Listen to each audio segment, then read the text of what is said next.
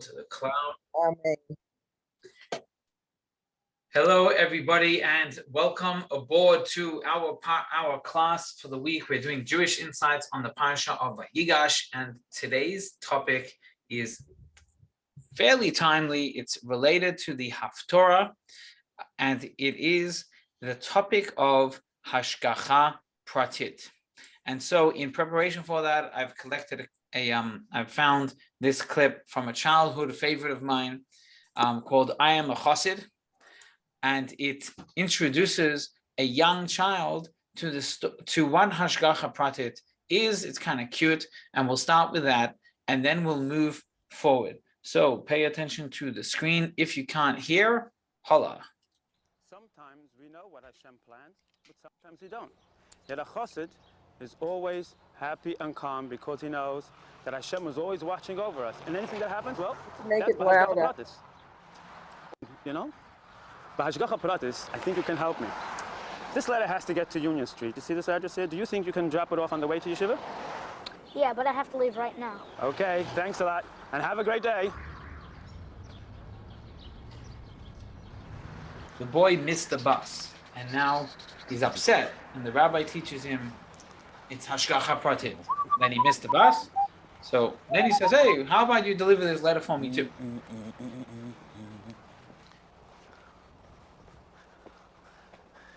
Hey, how you doing, my man? Everything okay? I'm looking for this address, and I can't find it. You can't find it? Well, hey, I'm a policeman. It's my job to know these things. I'll help you out. Boy, is this Hashgacha Pratis. What's that? Nothing.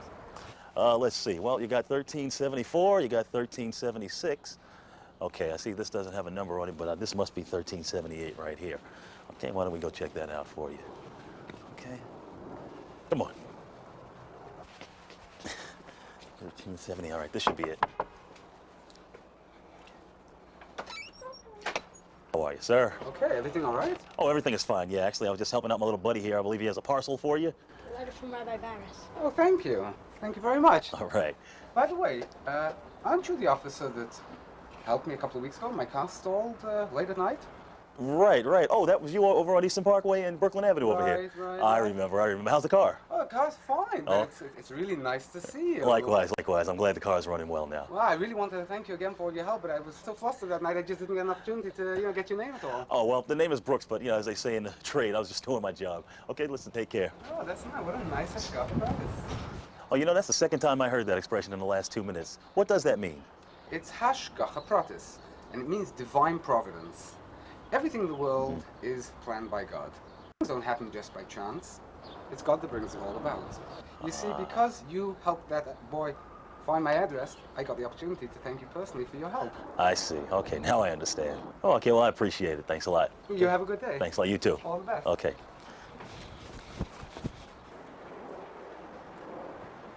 Hey, Benji. Hey, how are you, Mr. Brooks, Benji? how are you? I'm doing great, thanks. Hey, you're just the person I wanted to see. Yeah, what for? We have to discuss the permit for the street closing for your school. Okay. Boy, this is really Hashgacha Pratis. Huh? Okay, did we follow that? Yes. We did. Yeah. Okay, that was awesome. So that was a childhood favorite of mine, and you can see how the film is trying to introduce to children the idea of Hashgacha Pratis, which really ultimately means that everything comes from Hashem. Everything is planned by God, and it follows and it flows. So everything kind of works out together. What some people might call coincidence, a Jewish person, and certainly a Hasidic person, will say it's Hashgacha Pratis. It's Hashgacha, it's supervised, personal, Pratit, personal supervision for the players involved. Every person involved has a personal supervision for his business, for all the things that happen to him. And we're going to work. We already know about Hashgacha Pratis, that everything is planned, and everything that happens is for a reason, and it will lead into another program, into another experience, another important step. But today we're going to focus on another level in Hashgacha Pratis, and that is the notion, the teaching of the Baal Shem Tov, the first Hasidic master, the first Hasidic mentor, who taught that no matter what happens, everything that a person experiences with them or around them, so if the person who experiences is meant to take a lesson from what they see for themselves in their own service of God. And another way to say it is, until now we've thought hashgacha pratis means that my engagements, this that I met so and so 2 days ago, and today he helped me out with X, Y, and Z, it's all planned. It's all part of the greater plan. But now we're learning a further step in this. We're making it even more broad and easier to take lessons home. If I have any kind of experience, that experience is for me a lesson that I should find something in my service of God to improve on. More than that, if I even just see things happening around me, I've got to find a lesson in those occurrences for my service of God. For otherwise, why would Hashem have shown it to me? He doesn't need me to see these things unless there's a lesson for me to take home. That's the topic that we're going to learn today, and we're going to see it in 3 different spaces: 2 biblical situations and one modern situation. So let's jump straight into section A, the prophet's antics. And so let's give a bit of historical context over here. We're talking about the time, this is 879 to 796 BC. Okay, and this is a time during which the tribes of Israel were united under one rule in the land of Israel, and that lasted 100 years until it was divided. The split took place after the passing of King Solomon. King Solomon passes away. His son Rehoboam ascends the throne, and the children of Israel are hoping that all of King Solomon's high taxes and other burdens will be lifted, but instead of Rehoboam listening to the wisdom of the senior advisors of the king's court, he listens to young advisors and he makes it even harder. What happens next? The rest of the 10 tribes rebel against the house of David. They are led by Yerovam, the son of Nevat, Jeroboam, the son of Nebat, and so together they all rebel against the kingdom of David. Now there's 2 kingdoms. There's the kingdom of David and the kingdom of Israel. The kingdom of Israel is composed of 10 tribes. And first they settle in Nablus and then they settle in Samaria. But the kingdom of Judah is composed of Judah and Benjamin, and they settle, and their capital remains in Jerusalem. Now, from here, we go into the Haftorah of this week. This week's Haftorah is from Ezekiel 37, and it's a bit longer than what we're going to quote here, but we quote this selection of verses, which is actually, in a way, a prophecy for the time of Mashiach. Yes, Mashiach is a Jewish idea. It started here. And this prophecy teaches us, it teaches us something. We're going to learn some stuff over here. So let's review the verses and then discover in the Sikha that follows what we meant to learn from it. And I'm going to ask Diana, can you start by reading this whole English translation of Ezekiel, source 1? And I will tell you in advance that it is in the middle a bit of a tongue twister, so get ready. Okay, A, the prophet antics. Source 1, Ezekiel 37.15-24. And the word of Adonai came to me, saying, and you shall take for yourself 1 stick and write upon it, for Judah and for the children of Israel, his companions, and take 1 stick and write upon it, for Joseph, the stick of Ephraim, and all the house of Israel, his companions, and bring them close one to the other, and they shall be one in your hand. And when your people say to you, will you not tell you what these are to say? Wait, will you not tell us what these are to you? Say to them, so says Adonai, behold. Sorry, Diana, a second of an interruption. I want you to notice how in this point in the verses, Hashem has commanded the prophet to do something, to make a public display, and he's predicting, God is telling the prophet, effectively, people are going to ask you what's going on, and you're going to have to explain. And this is what you should explain to them. So I'm just repeating what we've said so that we completely follow the going on in these verses. Please, Diana, continue. So says Adonai, behold, I will take the stick of Joseph, which is in the hand of Ephron, and the tribes of Israel, his companions, and I will place them with the stick of Judah, and I will make them into one stick in my hand. And I will make them into one nation upon the mountains of Israel, and one king shall be to them all, and they shall no longer be two nations. Neither shall they be divided into two kingdoms. And my servant David shall be king over them, one shepherd for them all, and they shall walk in my ordinances and observe my statutes and perform them. Awesome. Thank you, Diana. Okay, so now here we are about to enter the Sikha, and the Rebbe will review the verses from the Haftorah, and the Rebbe will discuss them briefly, and then pose the question that will bring us to an answer.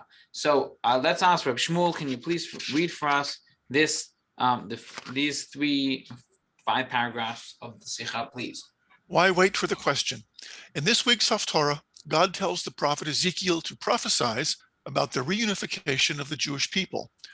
At the time, the Jewish people were split into 2 factions, Judah and Joseph, which functioned as 2 separate kingdoms. Each had a king of its own, and there was a strong animosity between the 2 sides. From a logical perspective, there was no chance of reunification. In the prophecy, God tells him to take 2 sticks of wood, to write Judah and Ephraim on the 2 of them, and to hold them together in his hand, and they shall be one in your hand. Then when people inquire as to what he is doing, he is to tell them, God commanded me to do so to demonstrate that the 2 kingdoms of Judah and Joseph will reunite. This raises a question. Why was the prophecy transmitted in this unique format? Normally, the prophets were simply commanded to transmit a statement to the people of Israel. In our case, the prophet is commanded to do a specific act with the sticks and to give over the prophecy only when the people ask him about his actions. Awesome. And do you want to go for us for a physical connection too? Sure. It is worthy to note that the command to take sticks and perform a certain action is not unique. There are many similar instances in which God commands a prophet to perform a certain action in order to ground the heavenly prophecy with a physical act. A prophecy is a spiritual entity, and it is entirely possible for it to remain in the spiritual realm without reaching the physical world at all.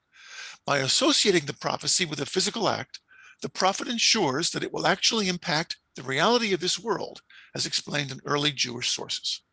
So effectively, the Rebbe tells us a quick and easy answer as to why the prophet needs to give a physical display alongside the prophecy. Remember that this prophecy is for a future time of good things, a future time of Mashiach, when Mashiach doesn't come for quite a while. And so it leaves the prophet and the people without a physical vessel, a physical container for this prophecy and the blessing. But the Rebbe is not completely satisfied with that, and we'll move on and we'll see that. But for now, we're going to take a look at Nachmanides. Nachmanides is a grandchild of Maimonides. His name was Rabbeinu Nachman ben Rabbeinu Moshe ben Nachman, Ramban, Rabbeinu Moshe ben Nachman, and he wrote a a full, comprehensive explanation on the entire Torah and many of the other biblical books. So in this part, we're going to thoroughly go through a bunch of examples of how the prophets have used physical things as an example, as a container. So let's take a look. I'm going to read this one because it's pretty long. Let's go. Know that when decrees proceed from being a potential decree to a symbolic act, the decree will certainly be affected. It is for this reason that the prophets often perform some act in conjunction with the prophecies. That's what the Rebbe said. Here's an example. For example, Jeremiah commanded Baruch, his disciple, and here it is. So the first couple of sentences: when you come to Babylon, you shall see and read all these words, and you shall say, O Hashem, you have spoken concerning this place to cut it off, and that it have no inhabitant, either man or beast, but it shall be forever desolate. And here it is, and it shall come to pass that when you finish reading this scroll, you shall tie a stone to it and cast it into the Euphrates, and you shall say, so shall Babylon sink and not rise because of the evil that I bring upon her. Example 1 of how a prophet has to do something physical alongside the prophecy. Another example, likewise, is the matter of Elisha when he put his arm on the bow held by Yoash, king of Israel. Let's take a look. And Elisha said to him, fetch a bow and arrows. And he fetched him a bow and arrows. And he said to the king of Israel, Elisha says to the king, place your hand on the bow. He placed his hand. Elisha placed his hands on the king's hands. And he says, open the window to the east. And he opened it. And Elisha said, shoot. And he shot. And he said, this is an arrow of salvation from Hashem and an arrow of victory over Aram. And you shall strike the Arameans in Afek until they are completely annihilated. And Elisha says, take the arrows. The king takes them. And he said to the king of Israel, Elisha says, strike at the ground. And he struck it 3 times and stopped. And the man of Hashem, the prophet, was incensed against him. And he said, you should have hit 5 or 6 times. Then you would strike the Armenians until you would annihilate them completely. But now you shall strike the Armenians only 3 times. And there you go. You have 2 examples of how prophets have used physical items in their prophecy. And this brings us into the Sikha that brings us back into the Sikha that we've been learning. For this reason, it was necessary for the physical action of the wood to accompany the prophecy. However, an explanation is still necessary. Why was he commanded to first do the act with the wood without delivering the actual message? And then he has to deliver it only when the people of Israel inquired about it. So why is the prophet waiting for the people to ask? This concept is more evident in a different prophecy of Ezekiel, which is associated with the 10th of Teves, which, by the way, is the fast day happening this week. Thursday is the 5th, so it should be like Tuesday or Wednesday will be the 10th. It's Tuesday. Okay, there you go. Someone's better at math. So in the morning till 5 at night. That's it. Unless you're in Australia, by the way. In Australia, this is the longest fast of the year. It's longer than Tisha B'Av. It's longer than Tisha B'Av for us, typically. Okay. Source number 3, Ezekiel 24:15 and 20 to 24. Reb Shmuel, please take it away. And the word of Hashem came to me, saying, behold, I am taking from you the desire of your eyes with a plague, but you shall not lament nor weep, neither shall you tear. Melt away in silence. A mourning for the dead you shall not make. Your glory bind upon yourself, and put your shoes on your feet. And you shall not enwrap yourself over your upper lip, and you shall not eat the bread of men. I spoke to the people in the morning, and my wife died in the evening. So I did in the morning as I had been commanded. And the people said to me, will you not tell us what this means to us, what you are doing? So I said to them, the word of Hashem came to me, saying, say to the house of Israel, so said Hashem, behold, I am profaning my sanctuary, the pride of your strength, the desire of your eyes, and the yearning of your soul, and your sons and daughters, whom you have left over, will fall by the sword. And you shall do so as I have done, and not properly mourn the temple's destruction for lack of comforters. You shall not enwrap yourselves over your upper lip, and you shall not eat the bread of men. And your glory shall be on your heads, and your shoes on your feet. You shall neither lament nor weep, and you will melt because of your iniquities, and you will moan one to the other. And Ezekiel will be to you for a sign. According to all that he did, you shall do. When it comes, you will know that I am Hashem, God. So here you have this verse, this selection of verses from Ezekiel that tell us of a prophecy, this time a bad prophecy that's coming. And in this case, Ezekiel is doing something unusual, strange. He's meant to not mourn the passing of his wife. And while he's not mourning the passing of his wife, people are going to say, hey, what do you mean? Your wife just passed away. How are you not mourning? And it's at that point that he tells over the prophecy that has been told to him to share. And so the big question in this case is what we're about to read coming up. And that is, why must he do something unusual to get the people to ask? Why can't he just say it straight? Let's take a look. The Rebbe, Diana, take it away. Hold on. Okay, the Rebbe. The book of Ezekiel describes how Ezekiel and excuse me, and many Jews living in Babylon were unaware that Jerusalem was under siege. Hashem revealed this fact to Ezekiel in a prophecy when he told him that his wife would die, but that he should not practice the customs of mourning. When the Jews asked him why he wasn't observing the customs of mourning, he responded to them that Jerusalem was under siege and so on. The question of the people in this story, will you not tell us what this means to us? What are you doing? Is even more significant for the following reason. The act of taking two pieces of wood with the names of Judah and Ephraim and holding them together is not an act with personal impact on Ezekiel. Being a Kohen, he didn't belong to Judah or Ephraim, and there were Kohens on either side of the divide. In other words, his actions clearly bellied a message for the general public. Hence the question of the people around him. Will you not tell us what these are to you?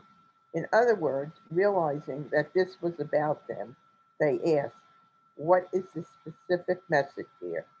Contrarily, when Ezekiel didn't observe the customs of mourning, it was a private matter of his own.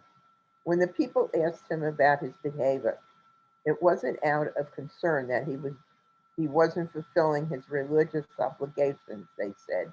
Will you not tell us what this means to us? What are you doing? They clearly saw that it harbored a message for them. This is surprisingly, how did they know that his actions were of any importance to them? And this closing comment from the Rebbe really covers the big question that and the direction where we're going. How did the people know that Ezekiel's behavior was relevant to them already? They clearly asked, you're doing something, a personal thing, it's your own business what you're doing and how you're mourning your wife, but what lesson should we be taking from your behavior into our own lives? And that is the notion that we're really focusing on mainly over here. So, any questions or comments before we go into section B? Okay, section B, here we go. This is the beginning of this, the middle of the Sikha, and it goes like this. The answer can be found in the Baal Shem Tov's teachings that everything a Jew sees or hears should serve as a lesson in his service of Hashem. To preface, there are ideas which weren't revealed for thousands of years until the Baal Shem Tov and his successors revealed them in the teachings of Hasidism. But after their revelation became evident that those ideas were simple concepts clearly expressed in the verses of the Torah. The same is true in our case. The Baal Shem Tov's teaching is clearly evident in the above mentioned verses, and perhaps they serve as the very source of his statement. When the people see Ezekiel taking his 2 pieces of wood, they realize that therein lies a message in their service of Hashem.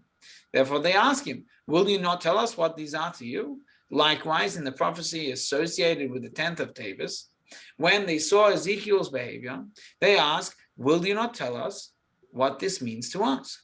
Because that's what a Jew does. When he sees something, he knows it contains a message for him.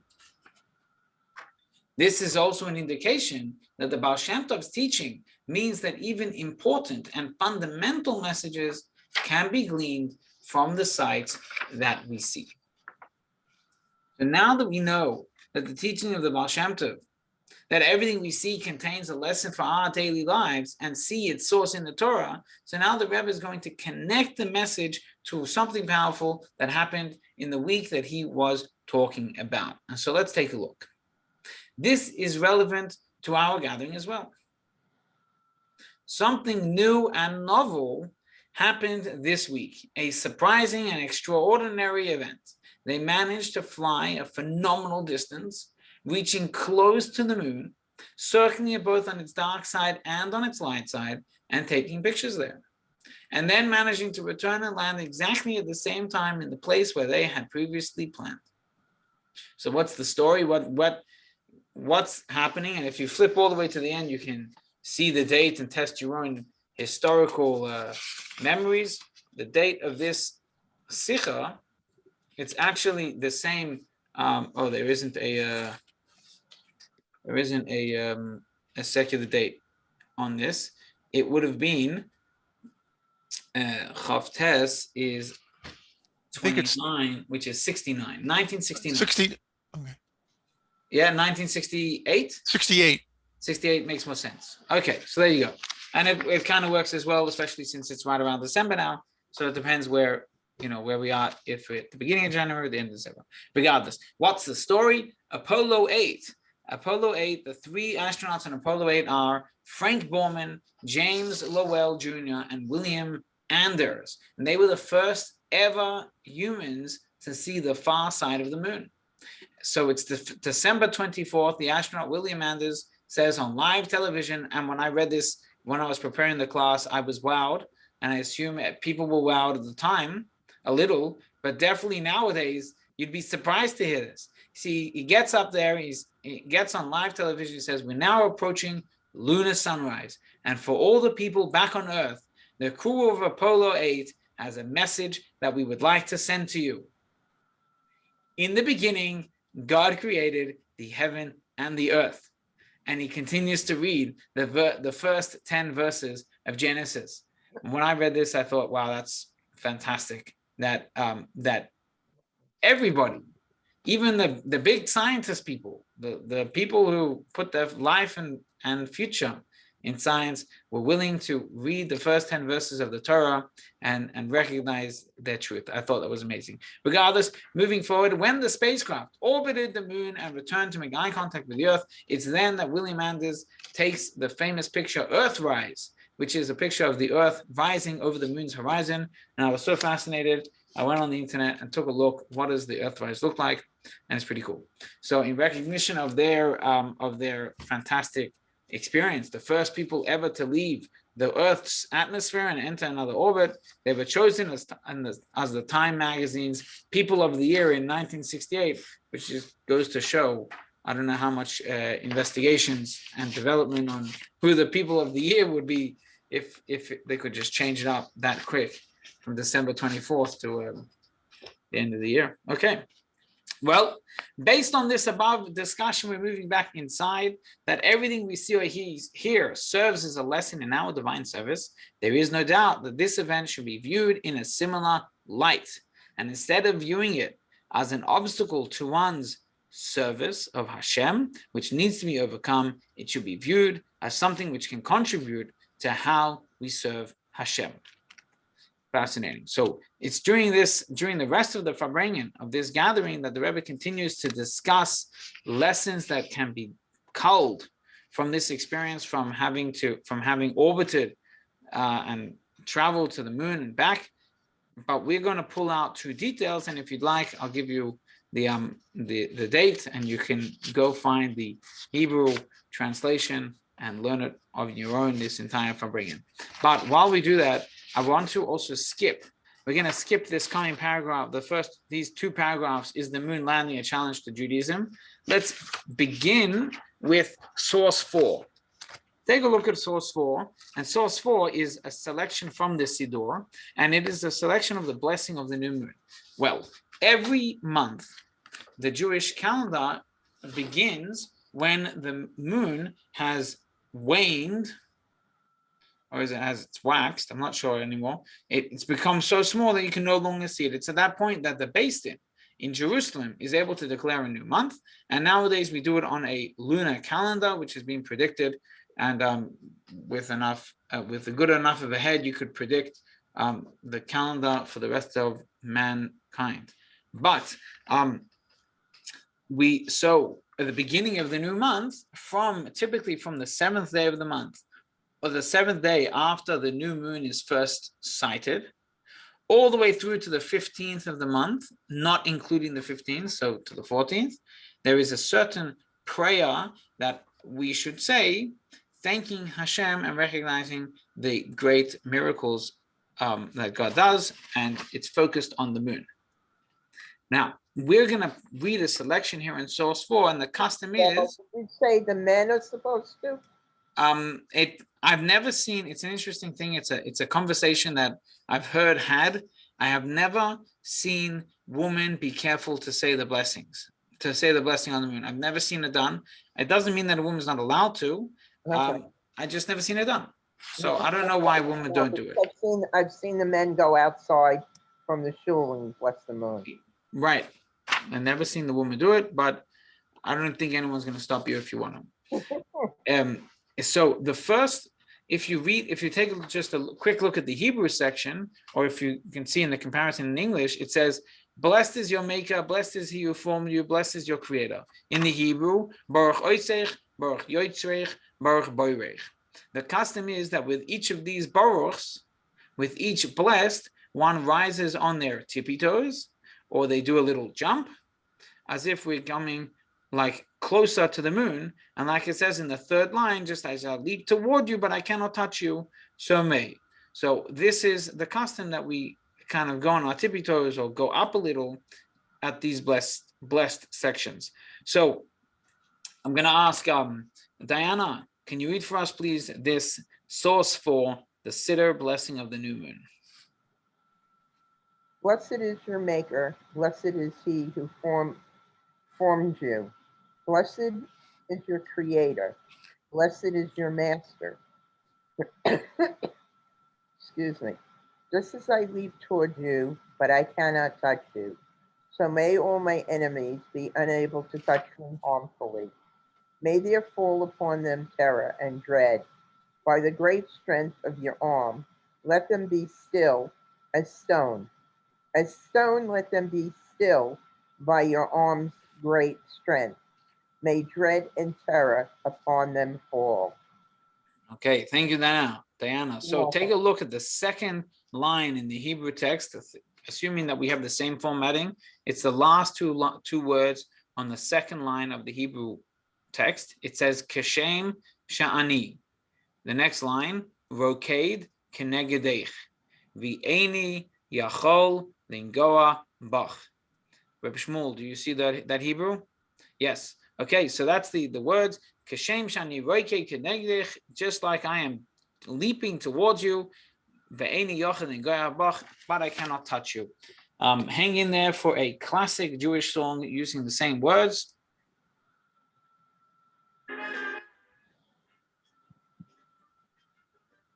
Can you hear? Yes. Barely. Barely. Unless you want me to go get my headset. Okay, that was it. It was a classic song, one of my childhood favorites. If you ask me for the link, I'll send it to you on Spotify. There you go. It's a nice song. But let's go back to the previous paragraph, which is the moon landing a challenge to Judaism?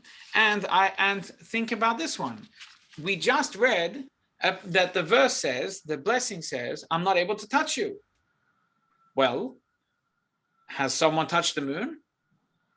Yes, people landed on the moon, and it's becoming somewhat common. And I think someone wants to create some kind of settlement on the moon. So it's there is a literalist perhaps might take issue with this and say maybe the prayer is off, and if the prayer is off, perhaps the entire siddur is off, God forbid. So the Rebbe deals with that in this paragraph and the next ones, but that's just like a side issue that the Rebbe deals with. And the Rebbe raises the issue here. He says, first of all, we need to address the fact that some were confused by these events. Someone wrote to me that this occurrence contradicts the text of the prayer of the blessing of the moon. Just as I leap toward you, but I cannot touch you. They haven't yet reached the moon. They only get close to it. But it is bound to happen with time, whether tomorrow, the day after, or the next year. If so, we need to change the text of the prayer. And if we need to change the text of the prayer, it raises a question about the whole text altogether. So the Rebbe is kind of asking tempting the audience with that thought over there. But then the Rebbe immediately deals with it. And so let's ask Reb Shmuel, can you please read for us with all due respect? And you can read those 3 paragraphs. With all due respect, you do not understand the meaning of the text. The prayer doesn't make the claim that it is impossible to reach the moon. The prayer's assertion that the person cannot touch the moon follows the beginning of the sentence, just as I leap toward you, but I cannot touch you. In other words, the person cannot reach the moon by leaping towards it. It is obvious that even now, once they have reached close to the moon, an elderly Jew doing 3 jumps during the prayer will still not be able to touch it. This is a question of ignorance, and it is also illogical. Nowhere does Torah claim that man cannot reach the moon or even farther celestial bodies. Right there in that last line, you see that the Rebbe and Elon Musk are in it together. Right? We'll make it to Mars, and we might even make it to further ones. Who says we shouldn't? If you want to go to where is it? The last one, Plato? No, it's Palm. What's the last planet called? Pluto. Pluto, right? If you want to go to Pluto, yeah, why not? You might age another, 40 years before you come back. I think it's 16 light years away or something like that. 16 years of travel away. Okay, so you might get a bit old on the way, but on the way back certainly. And gesundheit, if you want to go. And it's, by the way, it's an interesting thing. Just as a digression, people wonder, what does Judaism say about extracelestial living organisms? What about what are they called with an M? What's the word of people who live on other planets, of existences? Nerd. What was it? Aliens, right? So people wonder, what does Judaism say about aliens? And thank you. The Rebbe once told someone, go look, go find them, right? If the Rebbe actually encouraged space exploration, and we're gonna discuss exactly that notion here and why that's important. And then we'll come back to the main lesson of the teaching. So let's get Diana. Can you read for us these 5 paragraphs or so? The advance of science strengthens faith. Yes. Okay. The advance of science strengthens faith. In truth, instead of seeing this as an obstacle to faith, which needs to be dealt with, it could and should be used and incorporated with our divine service. This event has broadened our abilities to dwell on the majesty and sheer volume of Hashem's creation, as well as the idea of the divine providence for all creations, thereby strengthening our faith in Hashem. In general, the more we recognize the volume and the majesty of Hashem's creation, the more we recognize Hashem's greatness. After all creations come from the Creator himself. So the more we see our creations the more we appreciate the Creator. To be more specific regarding the human mind, until recently, the common belief was that the human being is not sophisticated enough to reach the moon. There was a lot of evidence to the contrary. It was believed to be impossible to travel so fast without breaking down or catching fire, etc. By accomplishing this mission, the sheer power of the human intellect has been now revealed. This therefore bolsters the greatness of the Creator in our eyes for creating the magnificent human mind. 2. Regarding the matter at hand, the verse states, "Raise your eyes to the heavens and see who created these. When I behold your heavens, the moon and the stars that you set in place." Now that we can raise our eyes to the heavens in a better fashion, we can see who created these in a better way as well. As Maimonides states, what is the path to loving and fearing Hashem? By contemplating his great and wondrous deeds and creations, seeing into this endless wisdom. Hasidic teachings explain that the more we perceive the greatness of creation and the utter volume of existence, we gain a glimpse of the endlessness of Hashem himself, which is not possible for a human being to truly grasp. We all recognize that there is a great difference between a king over a small province to a king over a great kingdom. How much more so regarding the king of all kings? It's on a whole different scale. Thank you, Diana. You're So welcome. in this piece, which is the concluding piece, we see how the Rebbe doesn't spend time telling me, you need to learn a lesson from it. The Rebbe dives straight into the lesson. And the lesson seems to be, well, take a look at how fantastic God has made us. We are so capable and able to do these amazing things. Look, the intellect of the human race is able to create a traveling object, a rocket ship that can take us all the way to the moon and bring us home and land safely, etc. All of these things show not on the greatness, not just on the greatness of man, but ultimately shows on the greatness of God, that he's given this ability and strength to the regular person. This makes it able for us as humans to achieve such great things. And you think about, modern scientists today perhaps would say, look how great the human is, they'd forget about God altogether. But in this case, the Rebbe is teaching us, recognize the greatness of the human being and recognize who created the human being. Just imagine if that's what a human is able to do, all the more so what God is capable of. But really what this, to wrap it up, the wrap up of this topic is that we've got to look at the things happening around us in all of these different environments, in all of the different circumstances that surround the human and the Jew today, and we have to take home a lesson. We're to learn a lesson that teaches us something for our future, a lesson that'll teach us something for our service of Hashem. There's so many things that are happening around us every single day. We have to look at them and take home a lesson. Take home a lesson that pushes us forward in our service of Hashem, that lifts us up, that strengthens us, and that teaches us more about God's glory and about our ability to serve Him. And this is a major. It's, in a way, it was a new teaching of the Baal Shem Tov. The Baal Shem Tov brought it to our attention, but like the Rebbe says, it was known before. It was part of the lifestyle before. The Jews saw the prophet and said, "Prophet, what are you up to?